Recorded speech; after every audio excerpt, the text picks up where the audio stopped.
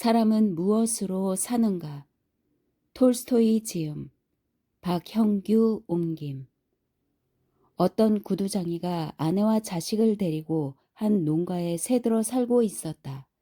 그는 집도 땅도 가지고 있지 않았으며 구두를 만들고 고쳐서 그 품삯으로 살아가고 있었다. 그런데 빵값은 비싸고 품삯은 헐했기 때문에 버는 것은 모조리 먹는 데 써버렸다. 그래서 구두장이와 아내는 둘이 공동으로 입는 양가죽 외투를 사야겠다고 벼르고 있었다. 가을이 되자 구두장이는 약간의 여유가 생겼다. 3루블짜리 지폐가 아내의 장롱 속에 있었고 또 마을 농부들에게 꿔준 돈이 5루블 20 코페이카 가량 있었다. 그래서 구두장이는 아침부터 양가죽을 사려고 마을에 갈 채비를 했다. 그는 아침 식사를 마치자 털가죽 외투 위에다 솜을 두른 아내의 무명 재킷을 껴입고 그 위에 긴 모직 외투를 걸쳤다. 그런 다음 3루블짜리 지폐를 호주머니에 넣고 나뭇가지 하나를 꺾어 지팡이로 삼아 떠났다. 마을에 도착한 구두장이는 어느 농부의 집에 찾아갔는데 주인이 없었다. 농부의 아내가 일주일 안으로 주인 편에 돈을 보내겠다고 약속했을 뿐 돈은 갚아주지 않았다. 구두장이는 또 다른 농부에게로 갔다. 그 농부는 돈이 한 푼도 없다고 딱 잘라 말하고 장화를 고친 값 20 코페이카를 줄 뿐이었다. 구두장이는 양가죽을 외상으로 사려고 했으나 가죽 장수는 외상을 주려고 하지 않았다. 돈을 가지고 와요. 그러면 마음에 드는 걸로 줄 테니까. 외상값을 받는다는 게 얼마나 어려운지 우리들은 너무나 잘 알아요. 이렇게 구두장이는 겨우 구두를 고친 값 20 코페이카를 받고 어느 농부에게서 낡은 털 장화에 가죽을 대어 꿰매는 일을 맡았을 뿐이었다. 구두장이는 속이 상해서 20 코페이카를 몽땅 털어 보드카를 마셔 버린 다음 양가죽도 사지 못한 채 집을 향해 걸었다. 아침에는 좀 추운 것 같았지만 보드카를 한 잔 마시고 나니 외투 따윈 입지 않아도 될 만큼 몸이 후끈거렸다. 구두장이는 길을 걸었다. 한쪽 손으로는 지팡이로 울퉁불퉁 언 땅을 두드렸고 다른 한쪽 손으로는 털 장화를 휘두르면서 혼잣말을 했다. 젠장, 외투 같은 건 입지 않아도 따숩기만 하군. 작은 걸로 한 병 마셨는데 온몸에 피가 다른 박질 하는구먼. 모피 외투 따윈 필요도 없을 정도야. 난 이런 사나이라고 아무렇지도 않아. 난 모피 외투 따윈 없어도 살 수 있어. 그런 건 한평생 필요 없어. 다만 마누라가 가만히 있지 않을 거란 말이야. 그게 개운치 않아. 나는 죽어라 일하는데 날 아주 깔본단 말이야. 가만히 있자. 너희들이 이번에 돈을 갖고 오지 않으면 모자를 잡아 벗기고 말 테니. 네 그렇게 하고 말고. 정말 이건 도대체 어떻게 된 거야? 20 코페이카씩 찔끔찔끔 주다니. 20 코페이카로 대체 뭘 한단 말인가? 술이나 마실 수밖에 없지 않은가 말이야. 너희들은 곤란하다고 말들을 하면서 나는 곤란하지 않은 줄 아나? 너희는 집도 있고 소도 있고 말도 있지만 나는 알몸뚱이뿐이다. 너희들이 만든 빵을 먹고 있지만 나는 사서 먹는다고. 아무리 몸부림을 쳐봐야 일주일에 빵값만 3루블은 치러야 돼. 집에 돌아가면 빵도 없을 테니 또 1루블 반은 내놔야 하고. 그러니까 너희들은 내 돈을 갚아줘야만 해. 이윽고 구두장이는 모퉁이의 교회 근처까지 왔다. 교회 뒤에 무엇인가 허연 것이 보였다. 구두장이는 유심히 살펴보았지만 이미 땅거미가 지기 시작해서 무엇인지 알아볼 수가 없었다. 여기에 돌 같은 건 없는데 소인가? 그런데 짐승 같지도 않아. 머리는 사람 같지만 사람치곤 너무 희군. 그리고 사람이 이런 데 있을 리가 없지. 그는 좀 더 다가갔다. 물체가 똑똑히 보였다. 이게 웬일인가? 아니나 다를까 사람은 사람인데 살았는지 죽었는지 알몸으로 교회 벽에 기대 앉은 채 꼼짝도 하지 않았다. 구두장이는 무서운 생각이 들었다. 어떤 자가 이 사나이를 죽이고 옷을 벗겨 여기 버린 모양이군. 너무 바싹 다가갔다가는 나중에 무슨 변을 당할지도 모르겠는걸. 구두장이는 그냥 지나쳐 교회 모퉁이를 돌았고 사나이의 모습은 보이지 않게 되었다. 구두장이는 교회를 지나서 사나이가 있는 곳을 돌아다 보았다. 사나이는 벽에서 떨어져 움직이기 시작했다. 어쩐지 이쪽을 보고 있는 것 같았다. 구두장이는 더럭 겁이 났다. 가까이 가볼까? 그냥 지나쳐 갈까? 혹시 갔다가 무슨 봉변이라도 당하면 큰일이지. 저놈이 어떤 놈인지도 모르잖아. 어차피 좋은 일을 하고서 이런 데 왔을 리는 없고 가까이 가면 무섭게 덤벼들어 날 목 졸라 죽일지도 몰라. 그렇게 되면 꼼짝없이 죽는 거야. 설령 목 졸라 죽이지는 않더라도 시끄러운 일이 벌어질 게 뻔해. 저 벌거숭이 사나이를 어쩐다. 내가 입고 있는 것을 홀랑 벗어줄 수도 없고. 그냥 지나쳐 가자. 제기랄. 그렇게 생각하면서 구두장이는 걸음을 재촉했다. 거의 교회 앞을 다 지나치게 되자 양심이 고개를 쳐들었다. 구두장이는 길 한복판에서 걸음을 멈추고 혼잣말을 했다. 도대체 너는 뭘 하는 거야? 세몬. 사람 하나가 봉변을 당해 죽어가고 있는데 겁을 집어먹고 슬쩍 도망치려고 하느냐? 내가 뭐 큰 부자라도 된단 말이냐? 가진 물건을 빼앗길까봐 겁이 나는가? 세몬, 그건 잘한 일이 아니야. 그리하여 세몬은 사나이에게 되돌아갔다. 세몬은 그에게 다가가 자세히 살펴보았다. 아직 젊은 사나이여서 힘도 있을 듯하고 몸에 얻어맞은 흔적도 없었다.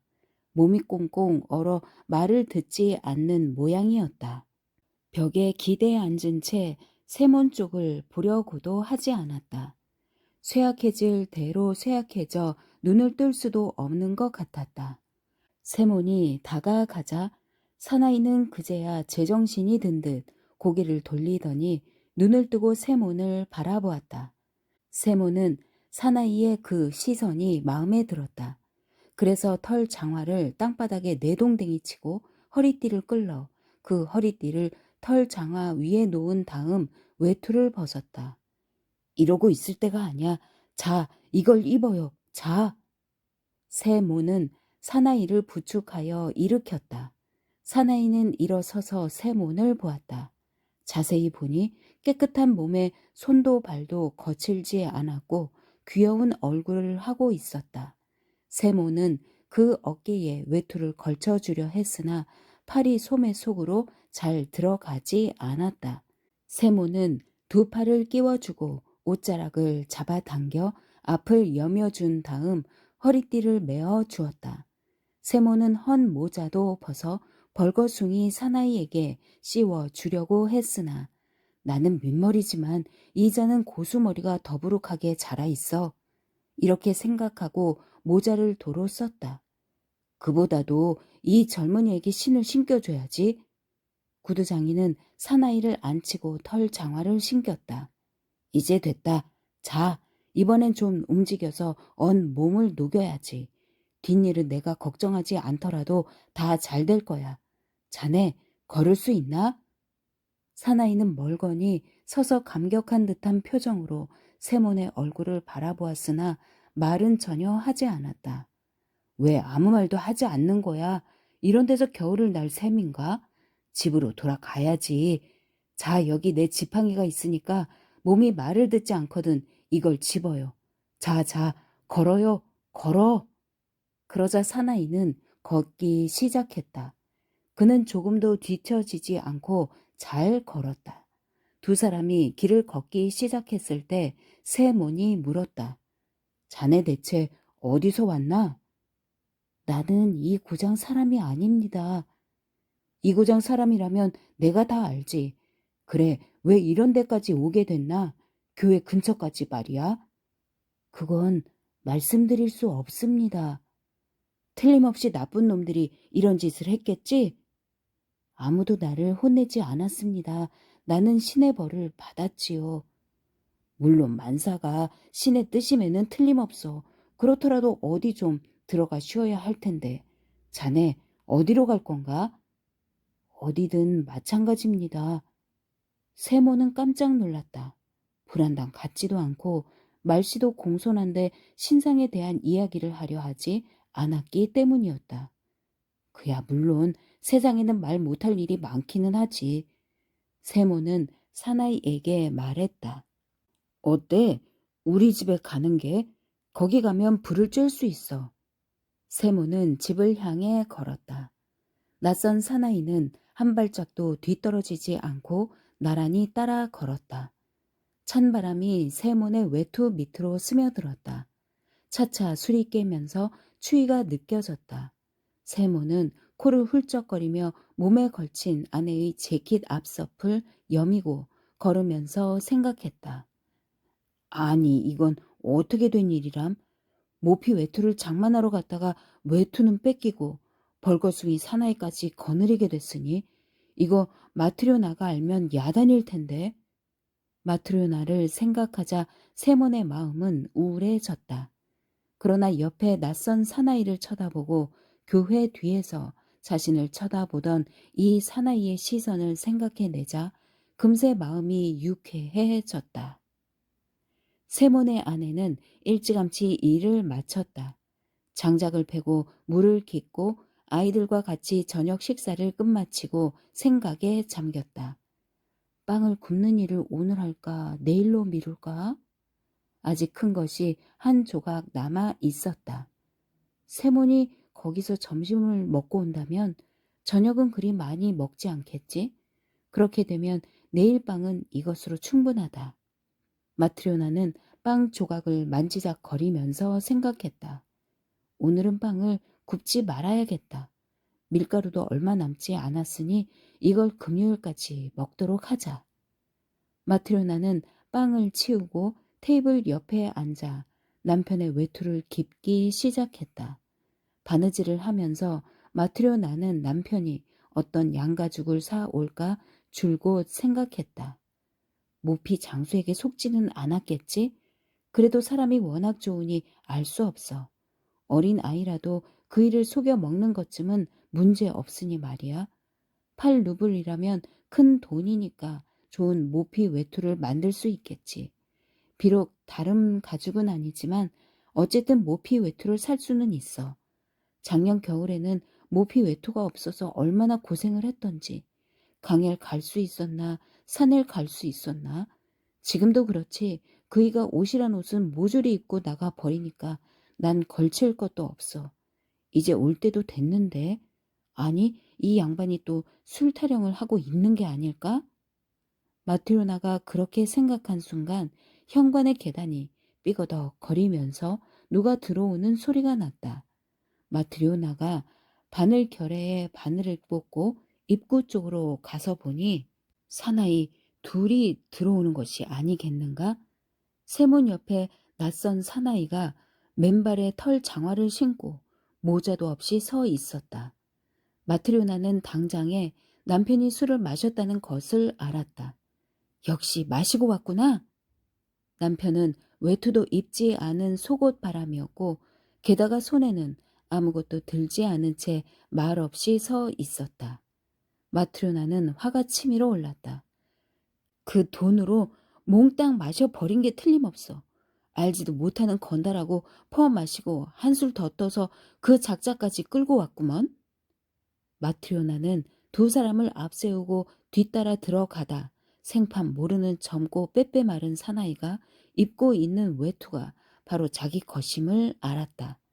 집 안으로 들어온 젊은 사나이는 그 자리에 선 채 움직이지도 않고 눈을 쳐들지도 않았다.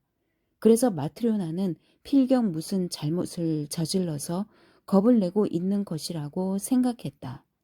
마트리오나는 얼굴을 찡그린 채 페치카 쪽으로 떨어져서 두 사람의 거동을 살폈다. 세모는 모자를 벗고 태연하게 의자에 앉았다. 여보, 마트리오나 식사 준비를 해야지. 마트료나는 입속으로 무엇이라고 중얼거릴 뿐 페치카 옆에 서서 움직이려고도 하지 않았다. 두 사람을 번갈아 쳐다보며 고개를 갸웃거릴 뿐이었다. 세모는 아내가 화난 것을 눈치채고 하는 수 없다는 듯이 낯선 사나이의 손을 잡았다. 자, 앉아요. 저녁을 먹어야지. 낯선 사나이는 의자에 앉았다. 그래, 아무것도 마련하지 않았어? 마트료나가 화가 나서 대답했다.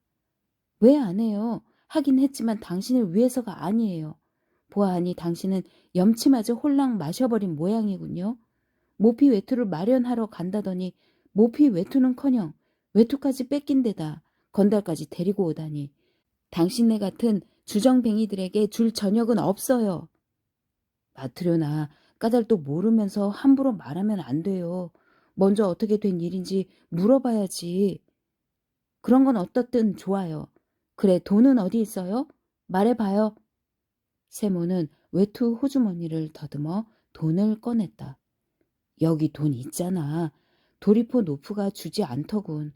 내일은 꼭 주겠다고 약속하긴 했지만. 마트료나는 더욱더 화가 치밀었다.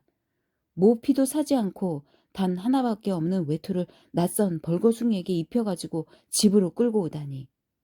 마트료나는 테이블 위에 돈을 집어 장롱 속에 넣으면서 말했다. 저녁은 없어요. 벌거숭이의 술 주정뱅이를 일일이 아랑곳하다간 여보, 마트료나, 말 좀 삼가요. 내 말 좀 들으라니까. 당신 같은 주정뱅이한테 내가 무슨 말을 들어야 한다는 거예요? 난 처음부터 당신 같은 술꾼하고 결혼하고 싶지 않았어요. 그런데 그만. 어머니가 주신 옷감도 당신이 술값으로 없앴죠? 모피 사러 간다더니 그것마저 다 마시고 오다니. 세모는 아내에게 자기가 마신 것은 고작 20 코페이카 뿐이라는 것을 납득이 가도록 이야기하고 사나이를 데리고 온 경위도 밝히려 했으나 그녀는 어떤 말도 들으려 하지 않았다. 어디서 쏟아져 나오는지 단번에 2마디씩 내뱉으니 세몬이 끼어들 새가 없었다. 10년도 더 지난 옛날 일까지 들춰내는 판이었다. 마트료나는 마구 욕설을 퍼부으면서 세몬에게 달려가 옷 소매를 부여잡았다. 자, 내 옷을 돌려줘요. 하나밖에 없는 내 옷을 뺏어 입고 염치도 좋지. 빨리 이리 벗어놔요. 못난 인간 같으니 차라리 죽어 버리는 게 낫지. 세몬이 아내의 무명 재킷을 벗으려 하는데 한쪽 소매가 뒤집어졌다. 그때 마트료나가 그것을 잡아당겨 홈질한 옷의 솔기가 부드득 뜯겨져 나갔다. 마트료나는 재킷을 빼앗아 입고 문 쪽으로 달려갔다. 그리고는 나가 버리려고 하다가 걸음을 멈췄다.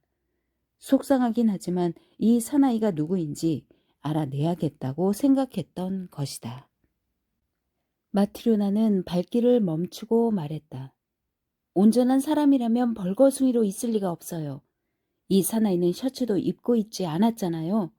당신이 나쁜 짓을 하지 않았다면 어디서 이 사나이를 끌고 왔는지 왜 말을 못하는 거예요? 네, 말하지 않았소. 집으로 돌아오는 길에 교회당 밑에 이 사람이 알몸으로 거의 얼어붙은 채 기대에 앉아 있었단 말이오. 글쎄 여름도 다 갔는데 벌거숭이가 아니겠소? 마침 하늘이 도와서 내가 그리로 지나오게 됐으니 망정이지. 그렇지 않았더라면 얼어 죽고 말았을 거요. 살아가다 보면 언제 무슨 일을 당할지 누가 알겠소? 그래 외투를 입혀 데리고 왔지. 마트려나, 당신도 그만하고 마음을 가라앉혀요. 누구든 한 번은 죽는 법이니까. 마트료나는 다시 욕설을 퍼부으려고 하다가 문득 낯선 사나이를 쳐다보자 말문이 막혔다. 사나이는 죽은 듯이 의자 끝에 걸터 앉은 채 꼼짝도 하지 않았다. 두 손을 무릎 위에 올려놓고 고개를 떨어뜨리고서 눈을 뜨는 일도 없이 무엇인가가 목을 조르기라도 하는 듯 얼굴을 일그러뜨리고 있었다. 마트료나가 입을 다물고 있자 세모는 이렇게 말했다. 마트료나, 당신에겐 하느님도 없소? 이 말을 듣고 마트료나는 다시 한번 낯선 사나이를 쳐다보았다. 차츰 마트료나의 기분이 가라앉았다. 그녀는 문 앞에서 발길을 돌려 난로 한쪽 구석으로 가서 저녁 준비를 하기 시작했다. 컵을 탁자 위에 놓고 크바스, 귀리와 엿기름으로 만든 맥주의 일종을 따르고 남은 빵을 잘라 내놓았다. 그리고 나이프와 스푼을 놓으면서 말했다. 식사하세요. 세모는 낯선 사나이를 식탁으로 데리고 갔다. 앉아요, 젊은이. 세모는 빵을 잘게 자른 다음 둘이서 먹기 시작했다. 마트료나는 테이블 한쪽 끝에 앉아서 턱을 괜 채 낯선 젊은이를 바라보았다. 갑자기 가엾어 보이면서 돌봐주고 싶은 생각이 들었다. 그러자 낯선 사나이는 기쁜 표정이 되더니 찡그렸던 눈썹을 폈다. 마트료나는 테이블을 치우고 낯선 사나이에게 물었다. 도대체 당신은 어디 사는 사람이죠? 나는 이 고장 사람이 아닙니다. 그런데 왜 그곳에 있었죠? 그건 말할 수 없습니다. 강도라도 만났나요? 나는 하느님의 벌을 받았습니다. 그래서 벌거숭이가 되어 자고 있었단 말이에요? 네, 그래서 알몸뚱이로 자다가 얼어 죽을 뻔했던 겁니다. 그것을 세몬이 보고 가엾게 생각하여 입고 있던 외투를 벗어서 내게 입히고 집으로 같이 가자고 했던 거죠. 또 여기 오니까 아주머니가 나를 불쌍히 여기고 먹고 마시게 해 주셨습니다. 당신들에게는 신이 은총을 내리실 겁니다. 마트료나는 금방 기워 놓았던 세몬의 낡은 셔츠를 창가에서 가져다가 낯선 사나이에게 건네주었다. 그리고 속바지도 찾아내서 주었다. 셔츠도 없다니 자 이걸 입고 어디든 마음에 드는 자리에 누워서 자요. 침대 위나 페치카 옆에서나. 낯선 사나이는 외투를 벗고 셔츠를 입은 다음 침대 위에 몸을 뉘었다. 마트료나는 등불을 들고 외투를 집어 남편 옆으로 갔다. 마트료나는 외투 자락을 덮고 누웠으나 통 잠이 오지 않았다. 낯선 사나이의 일이 머릿속에서 떠나지 않는 것이었다. 그 사나이가 조금 남았던 빵을 다 먹어버려 내일 먹을 빵이 없다는 것과 셔츠랑 속바지를 전부 준 일을 생각하자 아쉬운 생각도 들었지만 젊은이가 싱긋 웃던 것을 생각하니 마음이 밝아지는 것 같았다. 오래도록 마트료나는 잠을 이루지 못했다. 세몬 역시 잠들지 못하고 연신 외투 자락을 잡아당기곤 했다. 마트료나가 말했다. 남은 빵을 다 먹어버린 데다 반죽도 해두지 않았으니 내일은 어떻게 한담? 세몬, 이웃 마라난에 가서 좀 꺼 달랠까요? 산입에 거미줄이야 치려고. 마트료나는 한참 동안 가만히 누워 있었다. 그런데 저 사람 나쁜 사람은 아닌 것 같은데 왜 신상 이야기를 하지 않을까요? 아마 말 못할 사정이 있겠지. 세몬, 우리는 남을 도와주는데 왜 아무도 우리를 도와주지 않는지 몰라요? 아무려면 어때? 세몬은 뭐라고 대답해야 좋을지 몰라 휙 돌아누워 그냥 잠들고 말았다. 이튿날 아침, 세몬은 잠에서 깨었다. 마트료나는 아이들이 일어나기 전에 이웃집에 빵을 꾸러 가고 없었다. 어제의 그 낯선 사나이는 낡은 셔츠를 입고 속바지를 입은 채 걸상에 앉아 천장을 바라보고 있었다. 그 얼굴은 어제보다 밝았다. 어때 젊은이? 뱃속에선 빵을 요구하고 알몸뚱이는 옷을 원하니 무언가 벌이를 해야 하지 않겠나? 자네 무슨 일을 할 줄 아나? 나는 아무것도 할 줄 모릅니다. 세모는 깜짝 놀라 이렇게 말했다. 하려는 마음만 있으면 되는 거야. 사람은 뭐든지 배워서 익히면 돼. 모두 일하는데 나도 일을 해야지요. 자네 이름을 뭐라 부르지? 미하일입니다. 이봐 미하일, 자네는 신상 이야기를 하고 싶지 않은 모양인데 그건 아무래도 좋아. 굳이 듣고 싶은 것도 아니니까. 하지만 밥벌이는 해야 해. 내가 시키는 대로 일을 하면 우리 집에 머물러도 좋네. 고맙습니다. 열심히 배우고 익히겠습니다. 뭐든지 가르쳐 주십시오. 세모는 실을 집어 손가락에 감고 꼬기 시작했다. 그다지 어려운 건 아니야. 자, 보라고. 미하일은 그것을 들여다보더니 금방 배워 그와 마찬가지로 손가락에 감아 실을 꼬았다. 이번에는 실을 찌는 법을 가르쳤는데 미하일은 그 일도 여간 잘하지 않았다.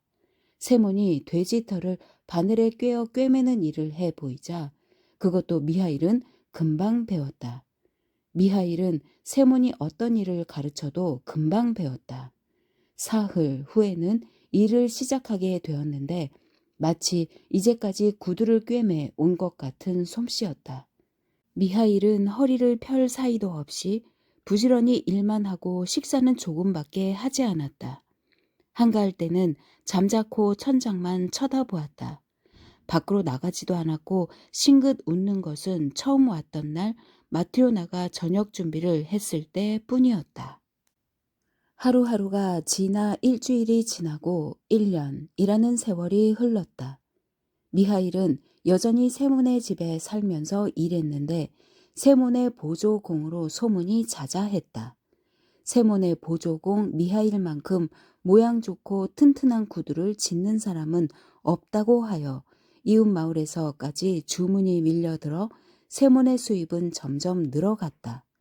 어느 겨울날의 일이었다. 세몬이 미하일과 마주 앉아서 일을 하고 있는데 방울을 잔뜩 딴 마차 소리가 요란하게 들렸다.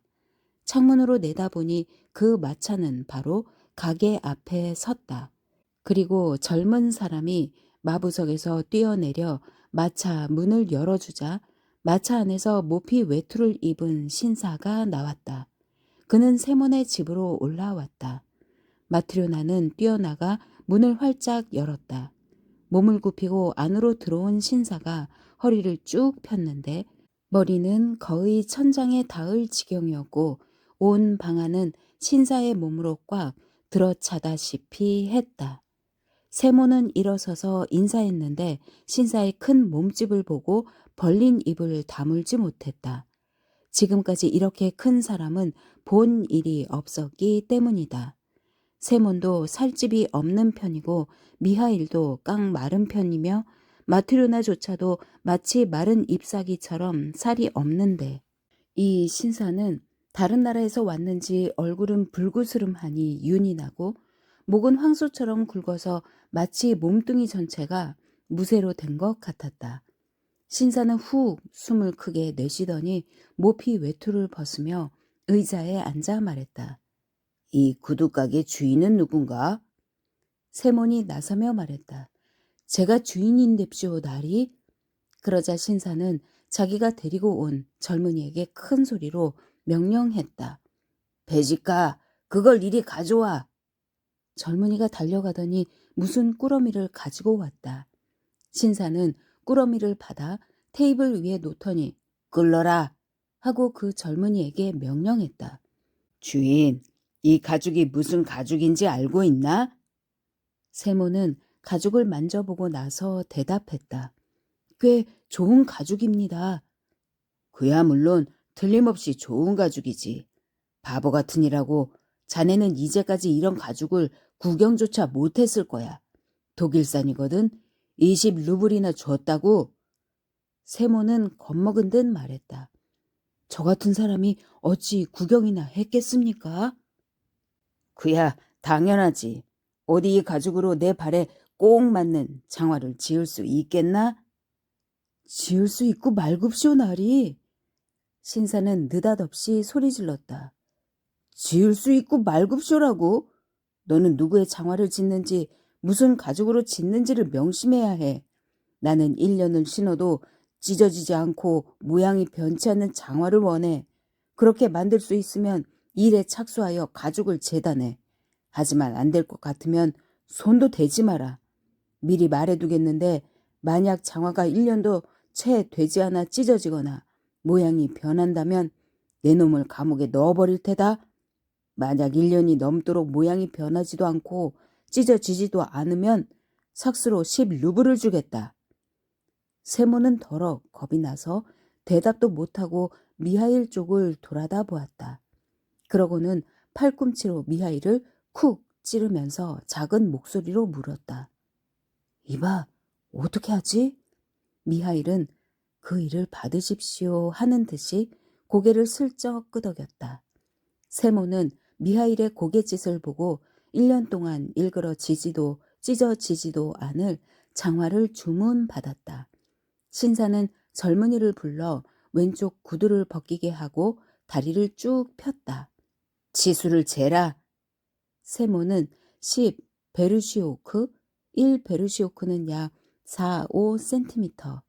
종이를 꿰매 붙여 자리에 펴고 무릎을 꿇고서 신사에 양말을 더럽힐 세라 앞치마에 손을 잘 닦은 다음 치수를 재기 시작했다. 바닥을 재고 발등 높이를 재고 종아리를 잴 차례가 되었는데 종이끈이 마주 닿지 않았다. 신사의 종아리가 통나무만큼이나 굵었던 것이다. 정신 차려서 해. 종아리가 꽉 끼게 해서는 안 된다. 세모는 다시 종이를 덧붙였다. 신사는 의젓하게 앉아 양말 속의 발가락을 꼼질꼼질 놀리면서 방안 사람들을 둘러보고 있다가 미하일을 보고 물었다. 저건 누구냐? 이 가게 직공인데 그가 장화를 만들 겁니다. 똑똑히 알아둬라. 1년간은 끄떡도 않게 꿰매야 한다. 신사가 미하일에게 말했다. 세몬도 미하일을 돌아다 보았다. 그런데 미하일은 나리의 얼굴은 보지 않고 그 뒤에 구석을 응시하고 있었다. 마치 누군가 있어 그가 누구인지를 알아내려고 하는 듯한 표정이었다. 물끄러미 응시하고 있던 미하일은 갑자기 싱긋 웃더니 얼굴이 활짝 밝아졌다. 넌 뭘 싱글거리고 있는 거냐? 바보처럼. 정신 차려서 기한 내에 만들어낼 생각이나 하지 않고. 그러자 미하일은 말했다. 네, 그렇게 하겠습니다. 좋아, 좋아. 신사는 구두를 신고 모피 외투를 입자 문간 쪽으로 걸음을 옮겼다. 그런데 허리 굽히는 것을 잊어 그만 문에 이마를 세게 부딪혔다. 신사는 욕설을 하더니 이마를 문지르며 마차를 타고 가 버렸다. 신사가 나가자 세몬이 말했다. 정말 대단한 날이야. 그 어른은 큰 도끼로도 죽이지 못할걸. 방이 흔들리도록 이마를 부딪혔는데 별로 아프지도 않은 모양인가 봐. 그러자 마트료나도 말했다.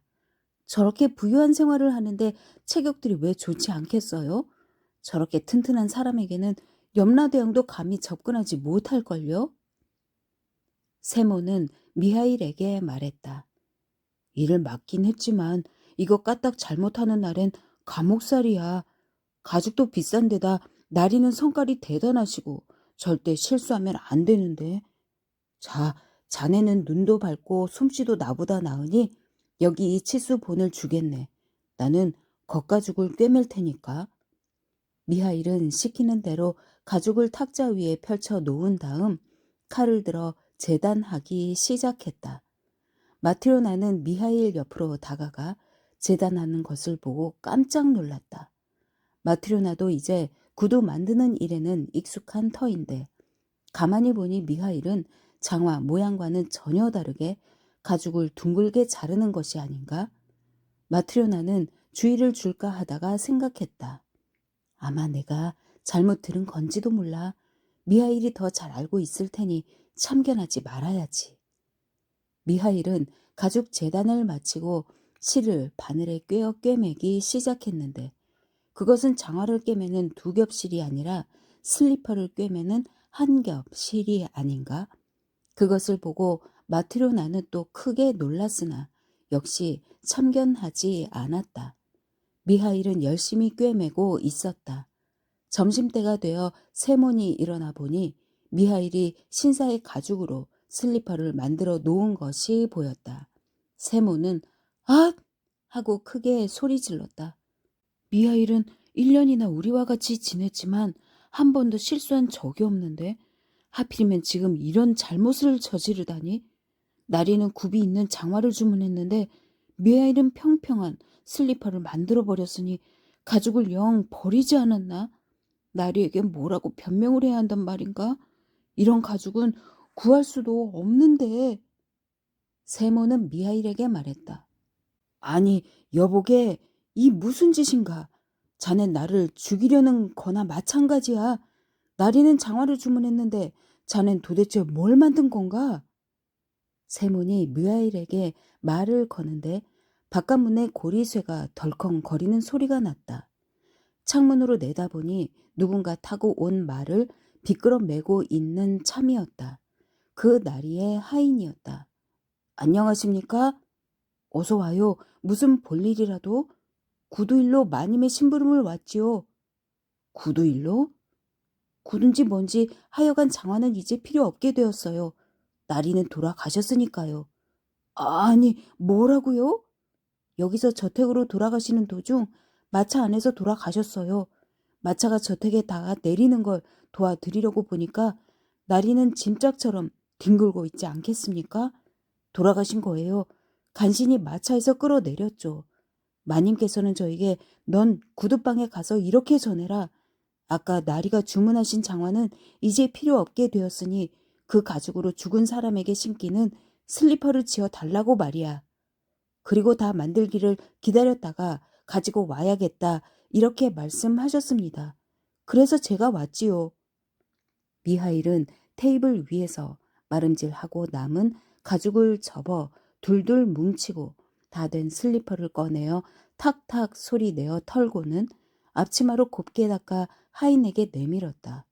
젊은이는 슬리퍼를 받자 인사했다. 안녕히 계십시오, 여러분. 그럼 전 갑니다. 다시 1년이 지나고 2년이 지나 미하일이 세몬의 집으로 온 지도 이제 6년이 되었다.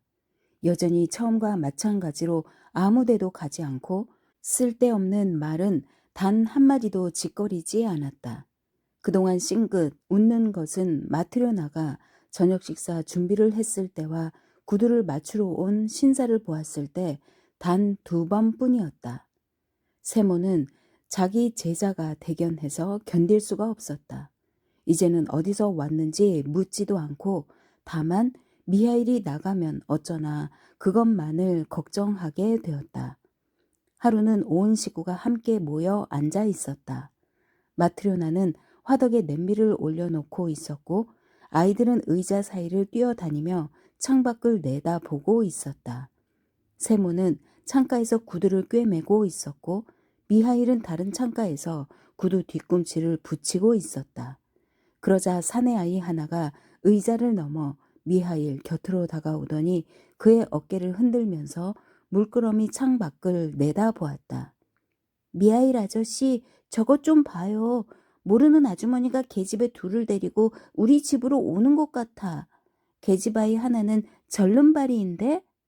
사내 아이의 말이 떨어지자마자 미하일은 하던 일을 멈추고 고개를 돌려 창밖을 내다보았다.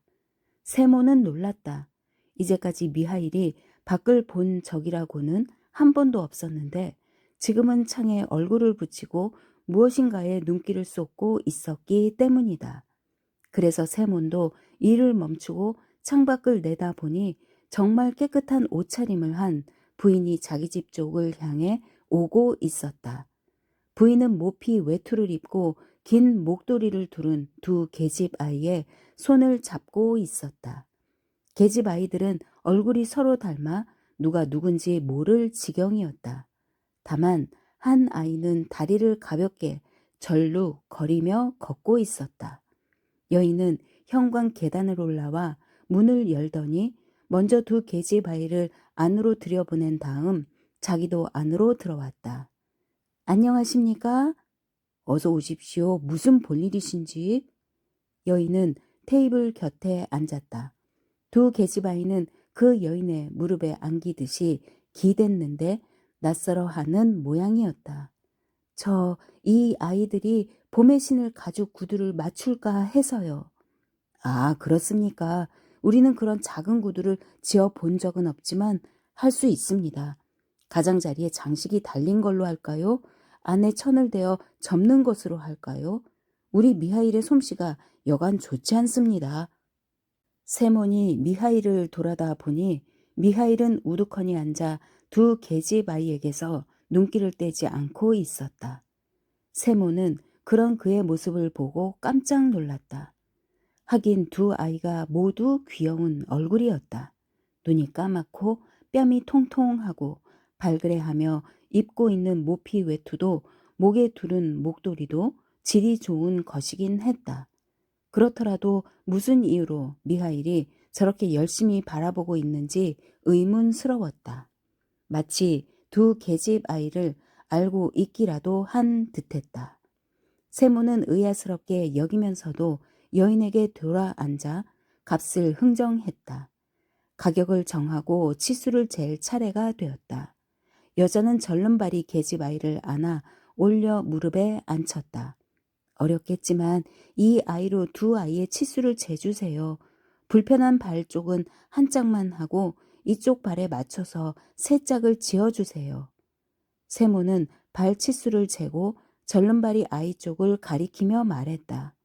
이 귀여운 아이는 어쩌다가 이렇게 됐습니까? 날 때부터 그런가요? 부인이 대답했다. 아니에요. 그의 엄마가 그랬어요.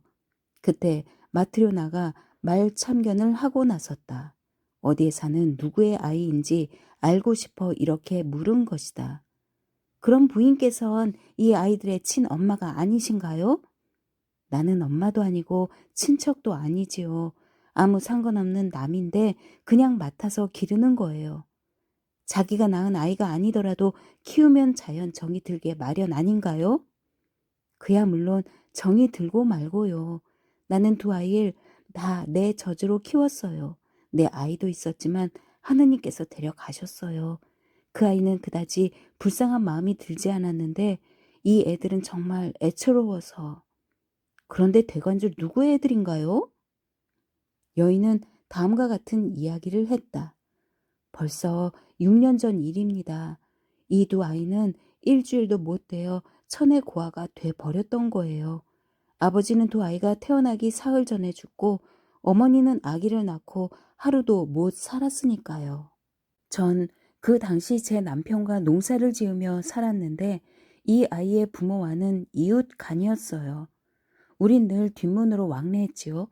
이 애들의 아버지는 거들어주는 사람도 없이 혼자 숲에서 일하고 있었는데 어느 날 큰 나무가 쓰러지면서 그 나무에 허리를 세게 맞아 쓰러지지 않았겠어요? 집에까지 간신히 옮겨다 놓았지만 곧 저 세상으로 가버렸지요. 그런데 그 아내는 며칠 후에 쌍둥이를 낳았던 거예요. 이 아이들이 바로 그 애들이지요. 가난한 데다가 일가 친척도 없고 이를 봐줄 만한 늙은이나 아주머니 하나 없이 그야말로 외톨이여서 혼자 해산을 하고 죽어간 거죠. 내가 그 이튿날 아침에 궁금해서 뒷문으로 그 집에 들어가 보았더니 가엾게도 벌써 숨이 끊어져 있었지요. 게다가 숨이 넘어가는 순간 바로 이 아이에게 쓰러져 버렸기 때문에 몸의 무게에 눌려 다리를 못 쓰게 되었던 거예요. 마을 사람들이 모여 시체를 목욕시키고 수의를 입히고 관을 짜고 해서 장례식을 마쳤지요. 모두들 친절한 사람들이거든요. 그런데 갓난아이 둘만 남았으니 정말로 큰일이지 뭡니까? 거기 모인 여자 중에 젖먹이가 있는 사람은 나뿐이었어요. 나는 그때 낳은 지 겨우 8주밖에 안 되는 첫 아들에게 젖을 주고 있었죠. 그래서 내가 임시로 두 계집 아이를 맡기로 했지요. 마을 사람들이 모여 이 아기들을 어떻게 해야 할지 여러 가지로 의논한 끝에 이렇게 말했습니다. 마리아 아줌마가 이 아기들을 한동안 맡아주지 않겠어요? 조금만 돌봐주면 우리가 곧 다른 방법을 찾을 테니까요. 저는 다리가 온전한 애에게만 젖을 물렸습니다. 이쪽 절름발이 애에게는 줄 생각도 안 했죠. 도저히 살지 못하리라고 생각했기 때문이었어요. 그러다가 어느 날 갑자기 그 애가 측은한 생각이 들었지요. 그 뒤부터는 똑같이 젖을 물려주기 시작했어요. 그래서 내 아이와 두 계집 아이, 말하자면 세 아이에게 동시에 젖을 먹였던 것입니다. 그나마 다행히도 내 나이가 젊어 기운도 좋았으니까 그럴 수가 있었죠. 두 아이에게 젖을 물리고 있으면 다음 애가 기다리고 있어서 하나가 젖꼭지를 놓는 대로 기다리는 애에게 젖을 주고 그랬었지요. 그런데 하느님의 뜻으로 이 두 아이는 잘 키워갔지만 내가 낳은 애는 2년이 되던 해에 죽어버리고 그 뒤로 나는 아이를 낳지 못했죠. 한편 살림살이는 차차 나아져서 지금은 이 마을에서 어떤 상인의 방앗간을 맡아보고 있답니다. 급료도 넉넉해서 유복한 살림을 꾸려가기는 합니다만 좀처럼 아기가 생기지 않는군요. 그러니 이 두 아이를 귀여워하는 것은 당연하지요. 이 두 아이들은 내게 있어서 촛불과도 같아요. 여인이 한쪽 손으로 절름발이 계집 아이를 끌어당기며 다른 한쪽 손으로 뺨에 흐르는 눈물을 닦았다. 마트료나도 길게 한숨 지으며 말했다. 부모 없이는 살아갈 수 있지만 하느님 없이는 살아가지 못한다고 흔히들 말하는데 정말로 그런 것 같군요. 세 사람은 이런 말들을 주거니 받거니 하고 있었는데 갑자기 미하일이 앉아있는 쪽 구석에서 섬광이 비쳐와 온 방안이 환하게 밝아졌다. 모두가 놀라 그쪽을 돌아다 보니 미하일은 두 손을 무릎 위에 얹고 위를 쳐다보면서 싱긋 웃고 있었다. 여인이 두 계집아이를 데리고 나가자 미하일은 의자에서 일어나 일감을 테이블 위에 올려놓고 앞치마를 벗으며 주인 내외에게 허리를 굽혀 인사했다. 안녕히 계십시오, 주인 아저씨, 아주머님. 하느님께서 용서해 주셨으니 당신들도 제발 용서해 주십시오. 주인 내외는 미하일에게서 빛이 비치고 있는 것을 보았다. 세모는 미하일에게 고맙다고 인사말을 했다. 미하일, 자네는 보통 인간은 아닌 모양이니 자네를 붙잡을 수도 없고 꼬치꼬치 캐물을 수도 없네. 하지만 꼭 한 가지만 알고 싶은 것이 있네.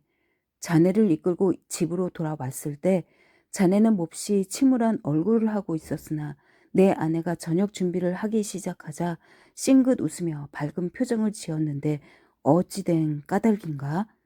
또 나리가 장화를 주문했을 때도 자네는 웃으면서 표정이 밝아졌었네. 지금 또 부인이 아이들 둘을 데리고 왔을 때 자네는 세 번째로 빙그레 웃었네. 그리고 몸에서는 후광이 비쳤네. 미하일, 어떻게 자네 몸에서 그런 빛이 비치는지, 그리고 왜 세 번 싱긋 웃었는지 그 까닭을 좀 말해주게나. 미하일은 말했다. 제 몸에서 빛이 나는 것은 다름이 아니라 제가 하느님의 벌을 받고 있는 중이었는데 방금 용서받았기 때문입니다.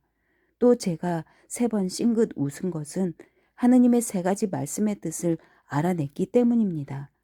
한 가지 말씀은 아주머니가 저를 생각하셨을 때 깨달았고 또 한 가지는 부자 나리가 장화를 주문할 때 알게 되어 웃었습니다.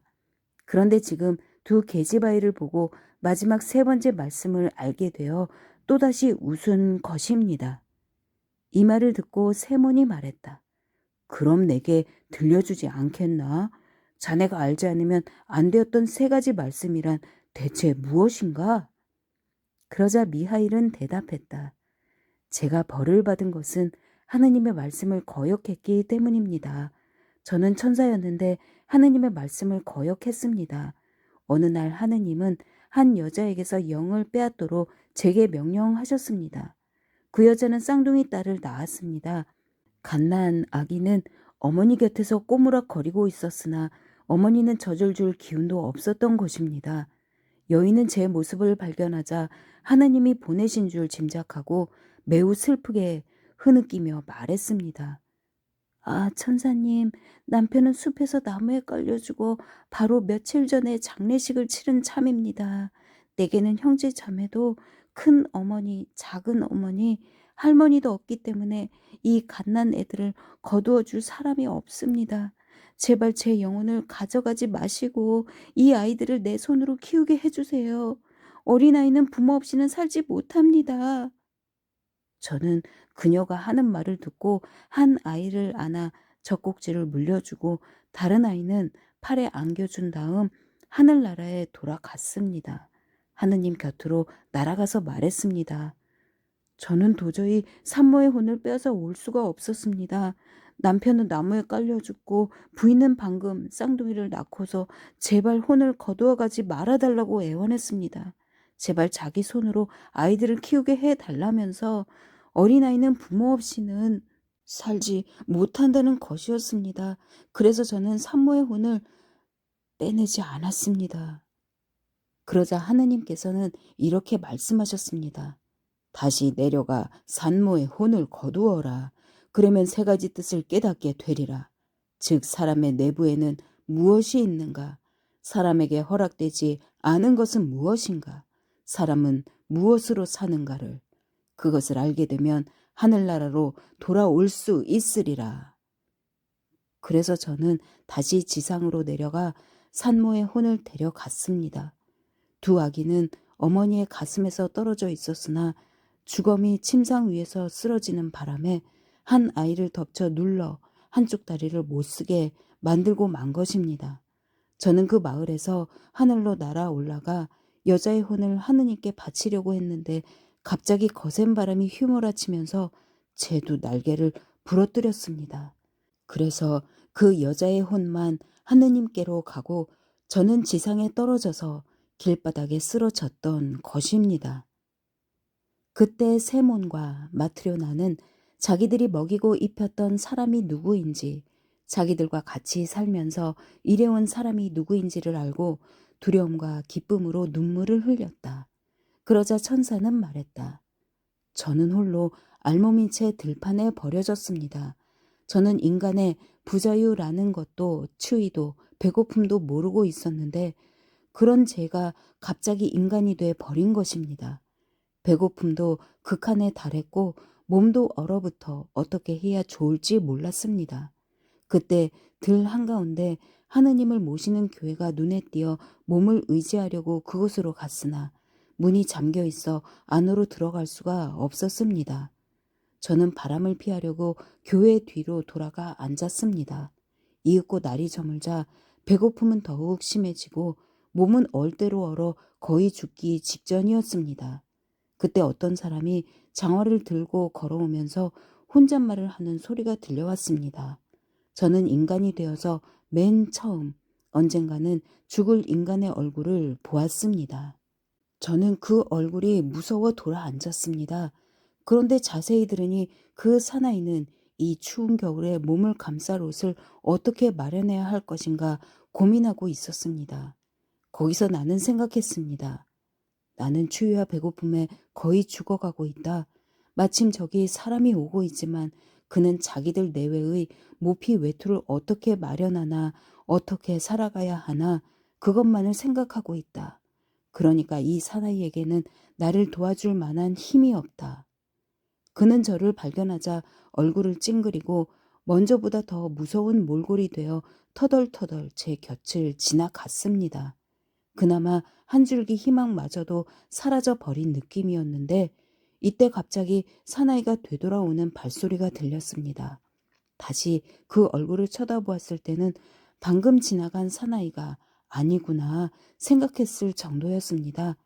좀 전에 죽음의 기운이 서려 있었던 그 얼굴에는 생기가 돌고 신의 그림자가 어리어 있었습니다. 사나이는 제 곁으로 다가와 옷을 입혀주고 저를 데리고 집으로 갔습니다.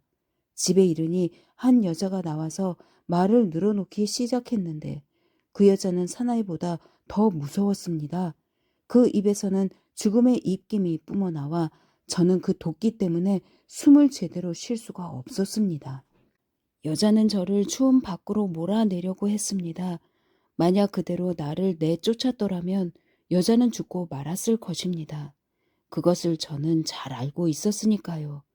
그러나 그때 남편이 갑자기 하느님 얘기를 꺼내자 여자는 금방 태도가 누그러졌습니다. 여자가 저녁밥을 권하면서 제 얼굴을 흘끗 쳐다보았을 때 그 얼굴에는 죽음의 그림자가 이미 자취도 없이 사라지고 생기가 넘쳐 있었습니다. 저는 거기서 신의 얼굴을 발견한 것입니다. 그때 저는 인간 안에는 무엇이 있는지 그것을 알게 되리라 라고 하신 하느님의 첫 번째 말씀을 생각해냈습니다. 나는 인간 안에 있는 것은 바로 사랑이라는 것을 깨달았습니다. 하느님께서는 약속하신 일을 이렇게 내게 계시해 주시는구나 하고 생각하니 저는 그만 너무 기뻐서 싱긋 웃고 말았습니다. 그러나 아직도 그 전부를 알 수는 없었습니다. 인간에게 무엇이 허락되어 있지 않은가, 사람은 무엇으로 사는가 라는 것을 몰랐던 것입니다. 당신들과 같이 살면서 1년이 지났습니다. 그러던 어느 날 한 사나이가 찾아와서 1년 동안 닳지도 찢어지지도 일그러지지도 않을 장화를 만들어 달라고 했습니다. 제가 문득 그 사나이를 쳐다보니 뜻밖에도 그 사나이의 등 뒤에 나의 동료였던 죽음의 천사가 서 있는 것을 발견했습니다. 저 이외에는 아무도 그 천사를 보지 못했고 저는 알고 있었죠. 날이 저물기도 전에 그의 영혼은 그에게서 떠나 버린다는 것을 알았습니다. 저는 생각했습니다. 사나이는 1년을 신어도 끄떡없는 구두를 만들라고 하지만 자기가 오늘 저녁 안으로 죽는다는 것은 모른다. 그래서 인간에게 허락되지 않은 것은 무엇인가?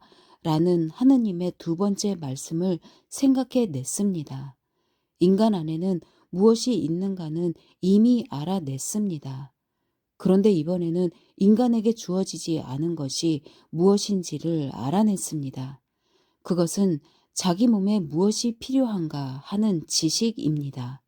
그래서 저는 두 번째로 싱긋 웃었습니다.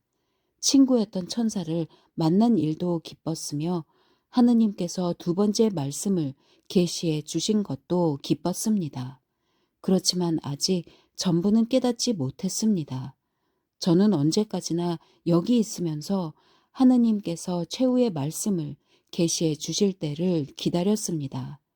6년째 되는 오늘 엄마가 없이도 두 쌍둥이는 잘 자라고 있다는 것을 알았습니다. 저는 생각했습니다. 어머니가 자식을 봐서 살려달라고 부탁했을 때 나는 그 말을 정말이라고 믿고 아이들은 부모 없이 살아가지 못한다고 생각했는데 다른 사람이 엄연히 두 아이를 잘 기르고 있지 않은가. 또한 저는 그 부인이 타인의 아이로 인해 눈물을 흘릴 때 거기에서 살아계신 신의 그림자를 발견했고 사람은 무엇으로서 사는가를 깨달았습니다. 하느님께서 최후의 말씀을 계시하여 저를 용서해 주셨다는 것을 알았으므로 세 번째로 싱긋 웃었던 것입니다. 그러자 천사가 나타났는데 온 몸이 빛으로 둘러싸여서 눈을 똑바로 뜨고 볼 수조차 없었다. 그 천사는 커다란 목소리로 이야기하기 시작했다. 그것은 그가 스스로 말하는 것이 아니라 하늘에서 울려오는 목소리 같았다. 천사는 이렇게 말했다. 나는 이런 것을 깨달았다. 모든 사람은 자신을 살피는 마음에 의하여 살아가는 것이 아니라 사랑으로서 살아가는 것이다.